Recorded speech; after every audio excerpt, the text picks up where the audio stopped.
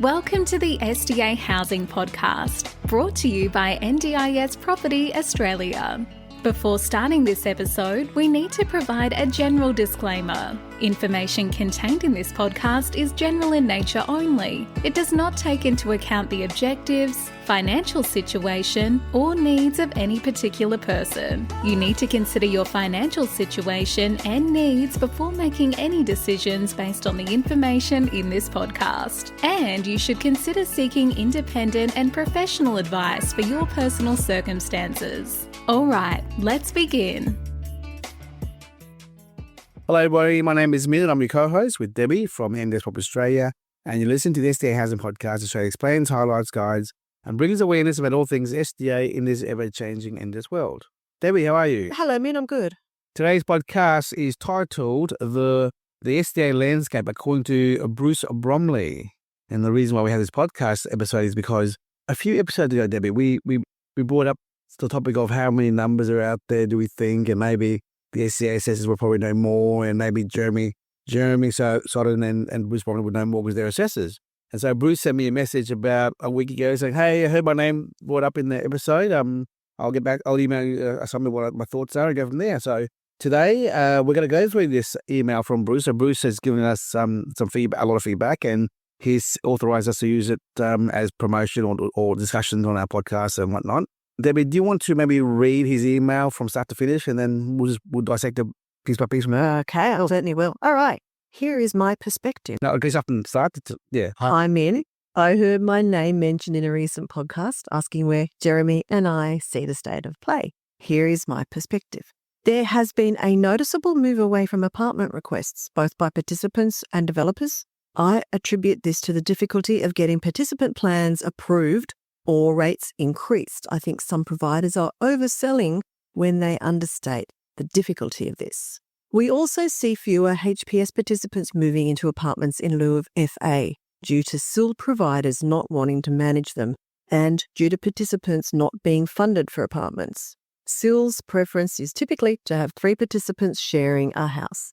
It is easier to manage 3 high support participants in one dwelling than to travel between participant apartments. While participants may prefer a maximum of 2 within a dwelling, we see NDIA approving many plans at 3 share. Since the finance blacklisting, we have noticed a distinct move from new subdivisions to established suburbs. In addition to the small-medium developers, several large interstate providers from New South Wales and Queensland, in addition to existing Victorian developers, are rolling out new houses at a large scale in established inner suburbs. Developments around certain parts of Melbourne and areas such as the Mornington Peninsula have slowed significantly. Some developers have pulled projects due to the requirement to achieve a CHIMP or Cultural Heritage Management Plan during the planning process if the development is considered to be high impact. For example, triggered by community care classification as a result of the building surveyor applying a BCA Class 3 residential care classification.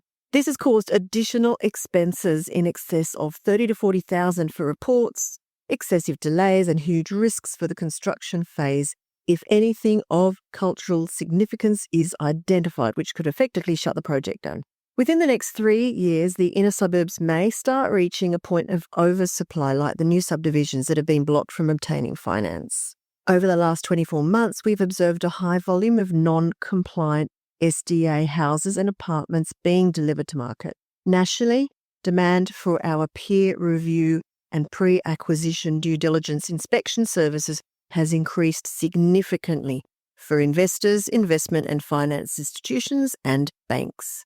Typical issues we have identified during these inspections include redundant power such as UPS or generators in newly built, fully enrolled, occupied HPS dwellings not being installed. It cannot be overstated how dangerous this is for participants. Bathroom wall reinforcement to all walls that have not been installed in houses and apartments. No structural inspection and certification by a registered structural engineer of the hoist roof structure, mandatory SDA requirement, with assessors relying on roof truss structural design computations only without the mandatory final inspection. The required level surface of a minimum 2070 by 1540 millimetres at the letterbox within the boundary, not provided. Non-compliant path of travel from boundary to the house entrance for FA and HPS. Non-compliant glazing, doors and plumbing fittings in robust housing. Then you see hybrid designs which include robust with height adjustable benches, ceiling fans and other accessible elements, etc., which will be ripped out on the first day and weaponized by participants. Most of these hybrid designs we've assessed do not fully comply spatially with the FA and HPS categories that the owners were promised. Incorrect ovens and dishwashers installed. Non-compliant shower gradients that are supposed to be within the 1 to 60 to 1 to 80, as steep as 1 to 20. Grab rails, backrests and shower seats are installed in bathrooms when the design standard explicitly states that they must not be provided unless the participant requires them. Ironically, if a participant needs grab rails, the allied health team, including OTS and the OTs and physios, designs them, and we have not seen one request ones that meet AS 1428.1. Non-compliant switches, dimmers and task lighting, as well as the incorrect number of GPOs within bedrooms. It's quite some list, and he finishes off. We've heard from other assessors that the NDIA have already started to organise random inspections of previously certified houses to identify issues. This was initially raised in one of the NDIS assessor CPD sessions last year, so we can only hope these will continue, as a lot of what is currently being delivered can best be described as crap, and ones without UPS, no structural certification, are putting lives at risk. If significant issues are identified, I believe these dwellings must be unenrolled until they are made compliant. As for the SDA provider side of things, it is becoming like the Wild West, but I will leave that for another day. Thank you, Bruce, for such a detailed and long explanation on how he sees the landscape of SDA around Australia at the moment from a SDA assessor's point of view. So I've got to explain, Debbie, to our listeners, who is Bruce Bromley. Bruce Bromley is a access consultant and an SDA assessor. His organisation also has an SDA provider organisation. So they're also an SDA provider property manager. So they're very involved in the SDA. Well, Bruce was also one of the original architects of the SDA design guidelines. So he knows his stuff. Equal Access Group, SDA Consulting Group. So his team, his colleagues, Karina and Nicole, yep. They are SDA providers. They sat their business began in October 2023. Yes, I remember the date there. Yeah, okay. But yeah, great deal of knowledge, experience this gentleman has, and we highly respect Bruce. Thank you, Bruce, once again. Now let's agree or disagree or make comments on it. By the way, I agree with 99% of what Bruce has said. 99%. So let's talk about and reassess and reaffirm these comments here. Anything you agree or disagree with everything he said there, Debbie? Or absolutely. Most of it, I think, is quite on point. I guess, obviously we don't have any say or anything to comment on in terms of issues that have been identified in inspections. But what we do maybe have a perspective on is the supply of SDA in the market. Yeah. So yeah, my only question here is, because not question but comment is, when people have a project, be it a house, villa, development or apartment complex, they do their preliminary, designs, planning permits and everything, town planning, designs all done with council. I think they go to an SDA assessor pretty much when Debbie? Well, the plans need to be certified, pre-certification certificate. Only when when it's actually green light, everything going ahead, right? Yeah. Yeah. Well, yeah, when they're ready to go ahead. Yeah, the project mean. But in the preliminary stages of assessment, feasibility, thinking about it, doing permits and everything else, they don't necessarily may not have engaged at SDA. No, correct. Yeah. So my point is, we deal with a lot of developers who aren't at that SDA assessor engagement stage yet. So we're seeing it differently. And mind you, we're not saying that everyone we talk to actually goes to deployment of the project. They still need to figure out whether they want to do it or not. Correct? Yeah, they're at the feasibility stage. Yeah, so going to work or not. Yeah. So, but yeah, I think we're seeing we have the preliminary stages, and we're seeing different parts. We assess developers with their projects. And at the end of the whole feasibility and assessment of 3 to 5 months, then we recommend them going to a SDA, like a Bruce Bromley or a Jeremy Soden. Jeremy's in Brisbane here, Bruce is in Melbourne. Yeah. So do I see apartments falling off yet? I don't know. It's a maybe, but I can't say it is. It's slowing down. I think with apartment delivery, it will become far more evident over the next 12 months where there is an oversupply of apartments, where they're not needed, and where they still are needed and are going to fill a gap in the market. So Melbourne, yes, we have seen a lot of apartments being delivered in Melbourne. There's quite a lot in certain areas of Sydney. What is that back there, Debbie? A lot in certain areas in Melbourne, yes, but still a lot of areas still need good stock. Medium density. Villa projects or apartments, yes. Yeah. So but Sydney is a different story. Sydney is a different story. And maybe there's such an undersupply across New South Wales of good SDA stock. And yes, we know that the undersupply of houses and villas is critical, but there is still, I think, a good space for apartments when we know a lot of participants prefer to live on their own in an apartment, regardless of whether they have the correct funding. And yes, that brings in all the issues that Bruce has touched on, of Sil's preference to have them sharing a house. It's easier to manage 3 participants. The NDIS is approving plans at 3 share. However, it still also comes down to the participants' choice and control. So, and I agree, Debbie, you and I agree with the whole one. The NDIS is approving 1 to 3 share. Yes, absolutely. But they'll end up with 2 participants in a house, true. As 1 to 3 funding share, true. With a spare room, correct. Totally agree with that, yes. So, yeah, look, it is a really, we say this over and over and over again, such a complicated area to get the right housing and get the right number of participants in those dwellings. But yeah, I think there is still room for more apartment stock in certain areas for sure. Yeah. But moving on, the inner ring suburb, he's talked about inner ring suburbs, so the knockdown rebuilds. So we talked about knockdown rebuilds about a month and a half ago in a podcast. Sorry, in a webinar, Debbie, and that was a good follow up there. We see a lot more astute investors doing knockdown rebuilds and people avoiding the greenfield areas where the new estates are. Yeah, that's definitely where the market's moving to now, thank goodness. I personally believe the knockdown rebuild, the ideal knockdown rebuild client is those investors who already have houses. They own the properties. They've already owned it for a long time. 10, 15 years, are paid off. So there is no acquisition cost of land, right? Because they bought that land $400,000, 15 years ago, now it's worth $1.2 million. So knocking down that house, the old house on that block, is not really a problem anymore because knock it down and build the SDA. So it becomes a challenge when it's a new investor who has to buy an old house on a block for $1.3 million and then spending $700,000 on a bill, which is about $2 million plus. Yeah, that's when it becomes less feasible. Debbie, you and I spoke to a gentleman who had 7 houses around Melbourne about 2 months ago. And he said, I was over this whole tax by the government. I've had these for 10, 20 years.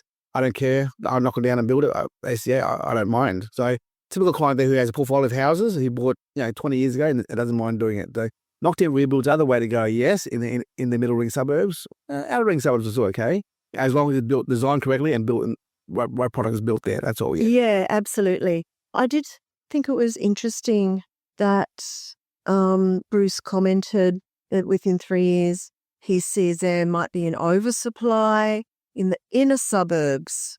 I don't agree. Yeah, I mean, especially in Melbourne, when we're looking at that vast number of participants exiting the group homes from the government, that is, several thousand participants. Yes, not all of them will necessarily be able to obtain new build SDA funding. However, a lot of them will. Are we going to be able to supply 2,000 to 3,000 places in the inner and mid rings? No. That's a lot of housing. Yeah.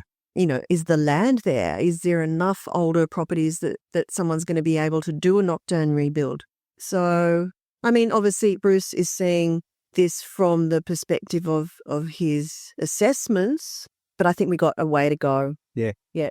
There are a lot more macro factors in play outside of the SDA that people don't really take into consideration of, Debbie, and that is, a lot of developers come to us who say, I have a site, it's not feasible to do a normal development. It looks like the only way is SDA. Can you please talk to me about that? So already, and then also the taxes in Melbourne, Victoria as well, which are huge as well. Build to rent scheme, cost of living, mortgage rates, all these factors do come, because at the end of the day, Debbie, a developer has to build and sell and make money. That's what it has to do. And if he can't do that in the normal world of normal residential or build to rent or buy and hold, they're moving into the whole SDA world. And this is where they think, maybe rightly so or not, they think the SDA is the way to go. Now, I still think there's a way to go, maybe 3 to 5 years before we're seriously worried about inner city, middle ring oversupply. Mm-hmm. Because right now, the buyers have gone away from SDA. They're not really there anymore. Yeah. And it's only the big players there. So the buyers have come down. It's harder to do developments everywhere it is, particularly in New South Wales because of class 3 and 5 sprinklers and all those. And all the building restrictions. 7-star energy efficiency and all that kind of stuff, the red tape of construction there, yeah? Yeah. So obviously Bruce is looking at this from mainly a Victorian perspective. But yeah, there's a lot of other areas in Australia where this is not the case. Mm-hmm. Anything else that stands out from the summary here from Bruce? I guess, yeah, just going back to his comments on the inspections and non-compliant houses, that's quite interesting that he says a high volume of non-compliant SDA houses. That is really disturbing. That there's obviously a lot of assessors out there who have not been doing the right thing. We have heard that there are good assessors, there are bad assessors, but, some of these issues, as Bruce states, are life-threatening and they should never, ever receive certification. Mm. So good to see that they are maybe cracking down on that now. Yeah. Another thing that Bruce is really publicly promoting is the fire safety. I think that's his calling card out there, and I admire and commend Bruce for doing that. Debbie, how many houses in Australia or SDA do you think Have fire spread? Yeah, what do you think, percentage-wise? Well, do and don't. Oh gosh, probably if we're lucky, maybe 10% do. Maybe. I reckon 95% don't, 5% do. That's my guess. Yeah. And that's because apartments have to have fire sprinklers. Apartments do, yeah. That's why I push numbers up. But really, on houses alone, I reckon 99% of houses. Well, a lot of them have been, over the last 2 years, have started to include. Starting to slide, but not a lot. Yeah.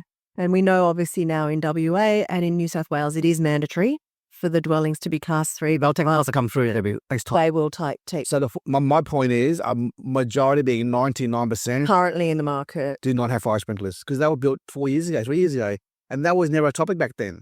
So anyway, if you're an investor or developer, please reach out to Bruce Bromley at Access, Equal Access Group to talk about fire safety, because Bruce does promote other products other than just fire sprinklers. Exit, I think the little cart thing downstairs was fire safety equipment. Please talk to Bruce about that. He's a certified as well, and also not non-SDA building as well. So great resource to have in your corner there if you're doing a development there, please. For sure. But if you have, if you're, Bruce's team, the SDA consulting team, the SDA provider property management business, that's Australia-wide as well. Tasmania, that is, yeah. WA, Adelaide as well, Victoria, yeah. Yeah. I think a good idea for us to post this as a blog on our website, because Bruce said, please, you feel free to use this. So I think we should send this to our internal staff of marketing to cut and paste this email as a blog into our blog section on our website. So people will read it if they want to read it, because Debbie did read it a little bit fast and a little bit too much as well, but have this available for review on reading, yeah. All right. Another comment he mentioned to me outside of this email was there are a lot of also problems in the landscape out there of participants being drained of their funds of SDA and SIL. I don't know how the whole PACE system actually works and the pre-PACE system and the claiming funding from the NDIs, but I thought with SDA that it can only be paid every month, the correct amount, the monthly amount from the plants. How can a provider drain the SDA funding? SIL funding, I understand. Other funding, I understand, but I don't understand how SDA... Well, Debbie, I can only relate to stories that I've heard firsthand, okay? And you'll be surprised with these stories. And I will share it to our listeners here. And I'm sure Bruce will confirm, because he said to me they're being drained. I think it was Dante from Adapt Housing told me about a year ago that he was looking up the transition of a participant in Deception Bay. They came from, I think it was another provider. I won't mention their names. Another provider in Brisbane here. And the investor had not received income for 9-10 months, right? And he was so angry and he couldn't get any information from the current SDA provider, who I won't name. But yet, after getting rid of the other participant who was in there, who refused to let anyone else move into this 5-bedroom SDA house in Deception Bay, he eventually moved on. As soon as the house was unenrolled and re-enrolled by Adapt Housing, boom, all the money came in one hit, transferred from the old SDA provider into the new SDA provider's trust account. Now, hang on. So they hadn't been claiming it at all? Oh, well, hang on. No one knows. It just turned up all of a sudden in one big lump sum. Either it was being held on the other side, right? They wouldn't transfer it over and didn't give it to any investor, but because it's unenrolled and re-enrolled now, it's no longer they had to send it over. Now, that's one example there. Another example is where in the Cocoon articles we were talking about, if you listen to the audio, the text to audios, Cocoon in some cases was draining SDA funds. Well, not draining, pulling down SDA funds as per normal, and we're refusing to give that to the investors. Okay, so they were holding on to it and not passing it. And using it for their own spend and other businesses, services. That's, I think, a little bit of fraud there, I think. Oh, okay. Yeah. That's number 2. Number 3 scenario is, as we know, PACE, the payments are being locked in the PACE system. And as Brad told me from Brighter Living, it's taking, and also Value Care as well, it's taking 3 to 5 months to get paid payments of SDA coming through. Now, also, other providers are saying sometimes it comes in random amounts and lump sums and then nothing for 6 months and then big lump sums and then nothing and then small drips in. It's all random payments for SDA payments here. And these are lots of people saying the same thing for SDA. Now, being drained. Also, by the way, another one of our provider friends, I don't know if it was Brighter Living or was it or over at Adapt, they received the whole year's SDA funds in one lump sum in advance. In advance. Okay, well, there's an issue. I'm not saying that was drained. They invoiced for 1 month and the whole year in advance came through in one hit. And they thought, what's going on here? That shouldn't have happened. So obviously there's still some serious issues with the NDIS payment system. So a lot of participants' funding is still in the old system. It only transfers over to PACE when their plan is renewed. And by the way, I asked David Whitelaw, the CEO of Adapt Housing, when PACE began. I said, what's going on? How long will this take to figure out? And they said, the NDIS apologises for the disruption of the payments, but this will take 2-3 years to figure out. 2 to 3 years, yeah, there you go. To iron out all the red tape. And it's been, 18 months now? Yeah, 18 months now. So we're halfway through this mess. Yeah. It's government red tape bureaucracy. It's just all that stuff in the government there. And there's no answer as to why it is. It's just very weird. But anyway, back to the point at hand. Bruce, thank you so much for your comments here. We really appreciate it. And I tried to bring Bruce onto a podcast, but he said, no, he's too busy. He's trying to lay low. Cool, all good, mate. No worries. I'll leave it to it. But we'll definitely put this on our blogs for people to read. That's the only place for us to put it on to read. Yep. Any final comments, Debbie, from you about this article and how he sees things? And look, I think it's so important to get a perspective of an SDA assessor because they're the ones that do know what is potential future development. They are doing those pre-certification assessments of SDA stock that goes into the pipeline data, and we know how difficult it is to get clarity on what that means. So yeah, it's really good to get someone who's so invested in the SDA world to put their perspective forward. On the comment of blacklisting of lending that was mentioned, look, I think it's a great thing that actually happened. I'm not too worried about it, Debbie, because there are new lenders taking its place, like Uptain, BC Invest, Better Mortgage Management, Granite's still there, Cole, Homestar, Columbus Capital still there. So the banks is coming in slowly as well, the big major banks. So I think the whole blacklisted suburb lending topic will drift away at some point in the coming year or so, because new lenders coming in to replace the major lender, being Columbus Capital, as the main, who has been the main player the last 5 years, 95% of all loans. All more lenders coming in now from living like.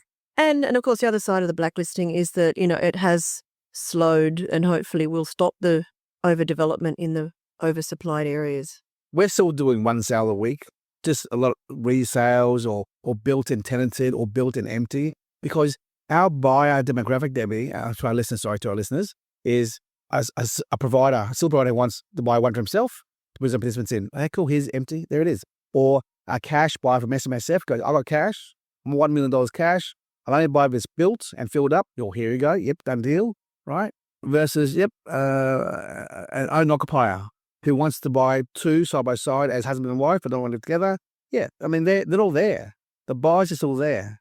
So I'm not really worried about, the lending drama, because even Columbus Capital, the biggest lender, they will happily lend to an owner-occupier of SDA funding. Happy to, but with minimal deposit, I think, because they're in the game to help provide for participants, and they can't always be commercial and be a ruthless lender and doing restrictive lending, but they're happy to lend to with the right purpose. Yeah, so the buyers are still there for SDA under the right conditions, and the right conditions are design, desirability, and data, because these days the lenders want to see a data report.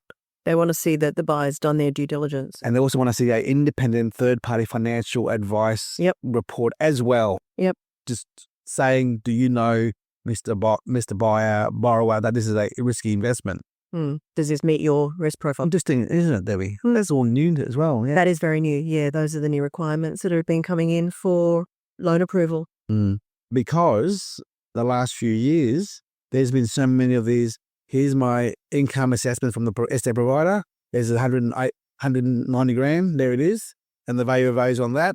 But we now know that's the wrong way to do it, because they won't get 190 grand maximum income. They'll probably get half of that. And of course, there's that waiting period, the buffer zone. Yes. So, yeah, they're finally understanding the intricacies of this investment. But, the landscape, according to Mr. Bruce Bromley, from a design and build and post-construction perspective, I totally agree with everything he's saying. There needs to be more, audit, policing, reviews or re-inspections of houses. I think so. That may have slipped through the cracks and are non-compliant, because, I'm sure no investor or builder wants to be caught out with a uncompliant property, because why? Insurance-wise, Debbie, if you have a non-compliant home and the insurance company says, oh, hang on, we're not covering your claim because it's not a compliant SDA home, then the claim is rejected, and therefore any injury sustained by the participant in that home on a non-compliant home will be damages against the property owner. And God knows how much that's going to cost. So you can't afford to have a non-compliant property. I mean, I'm not an insurance broker here or advisor, but that's what common sense tells me. Don't own, don't buy, don't. By the way, Debbie, if anyone buys a resale SDA, they should engage Bruce Bromley or Jeremy. And it's SDA. And again, don't believe the certification from 2 years ago, because it may be wrong. Get a second opinion. Yeah. So that's my advice, everyone. Just reach out to Bruce if you're in Victoria, just to do a second assessment of your property if you're thinking about reselling it or just or buying a new one that's secondhand or whatnot. Okay. Any last words, Debbie, before we hang up? No, I think that covers it. Why do I always say hang up? We're in the office together here. So I think we're doing pretty well with our podcast series. We're back to, now that the cocoon scandal's all over, it's all finished and they're liquidated. It's all back to normal business now for us. We have lots more content coming up soon. And by the way, on the topic of cocoon, as per last week, liquidation began. There are 70 houses under construction because of cocoon's sales out there. So there will be 70 newly frustrated and crying investors who are went in on that rent guarantee, right?